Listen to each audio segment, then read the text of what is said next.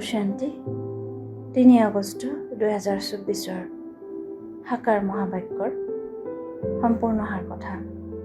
মৰমৰ সন্তানসকল, এয়া হৈছে বেহদৰ সীমাহীন মঞ্চ, য'ত তোমালোক আত্মাসকল ভূমিকা পালন কৰিবৰ কাৰণে বান্ধ খাই আছা। ইয়াত প্ৰত্যেকৰে নিৰ্ধাৰিত ভূমিকা আছে। প্ৰশ্ন: কৰ্মাতীত অৱস্থা প্ৰাপ্ত কৰাৰ পুৰুষাৰ্থ কি? উত্তৰ: কৰ্মাতীত হ'বলৈ হ'লে পূৰা সমৰ্পিত হ'বলগীয়া হয়। নিজৰ বুলিবলৈ একোৱেই নাই, সকলো পাহৰি গ'লে তেতিয়াহে কৰ্মাতীত হ'ব পাৰিবা। যিসকলৰ ধন দৌলত সন্তান আদিৰ স্মৃতিত আহি থাকে, তেওঁলোক কৰ্মাতীত হ'ব নোৱাৰে। সেইকাৰণে পিতাই কয়, মই গৰীবৰ ত্ৰাণকৰ্তা। গৰীব সন্তানসকল সোনকালে সমৰ্পিত হৈ যায়। সহজে সকলো পাহৰি এজন পিতাৰ স্মৃতিত থাকিব পাৰে। ধাৰণাৰ বাবে মুখ্য সাৰ: 1. যেনেকৈ পিতা প্ৰেমৰ সাগৰ, তেনেকৈ মাষ্টৰ প্ৰেমৰ সাগৰ হৈ মৰমেৰে কাম আদায় কৰিব লাগে, ক্ৰোধ কৰিব নালাগে। কোনোবাই ক্ৰোধ কৰিলে তোমালোক শান্ত হৈ থাকিব লাগে। 2. বুদ্ধিৰে এই পুৰণি জগতখনক পাহৰি বেহদৰ সন্ন্যাসী হ'ব লাগে।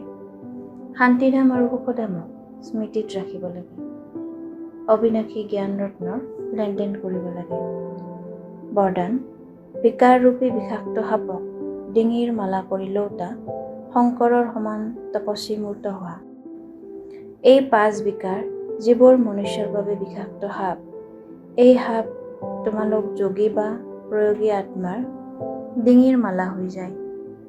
এয়া তোমালোক ব্ৰাহ্মণ আৰু পিতা ব্ৰহ্মাৰ অশৰীৰী তপস্বী শংকৰ স্বৰূপৰ স্মাৰক, যাৰ আজিও পূজা কৰা হয়। দ্বিতীয়তে, এই সাপ আনন্দত নচাৰ মঞ্চ হৈ যায়। এইটো স্থিতিকে মঞ্চৰ ৰূপত দেখুৱায়। গতিকে যেতিয়া বিকাৰৰ ওপৰত এনেকৈ বিজয় হ'বা, তেতিয়া তপস্বী মূৰ্ত প্ৰয়োগী আত্মা বুলি কোৱা হ'ব। শ্লোগান: যাৰ স্বভাৱ অমায়িক, চিত্ত, অন্তৰ আৰু মন শান্ত, তেওঁক ক্ৰোধৰ ভূতে আমনি কৰিব নোৱাৰে। প্ৰীতিৰ বুদ্ধিৰ হৈ বিজয় ৰত্ন হ'বৰ কাৰণে আজিৰ অব্যক্ত সংকেত। প্ৰীতি বুদ্ধিৰ সকলে কেতিয়াও শ্ৰীমতৰ বিপৰীতে এটা সংকল্পও কৰিব নোৱাৰে। যদি শ্ৰীমতৰ বিপৰীতে সংকল্প, বচন আৰু কৰ্ম হয়, তেন্তে তাক প্ৰীতিবুদ্ধিৰ বুলি কোৱা নহ'ব। গতিকে পৰীক্ষা কৰা যে প্ৰতিটো সংকল্প আৰু প্ৰতিষাৰ বচন শ্ৰীমত অনুসৰি হয়নে?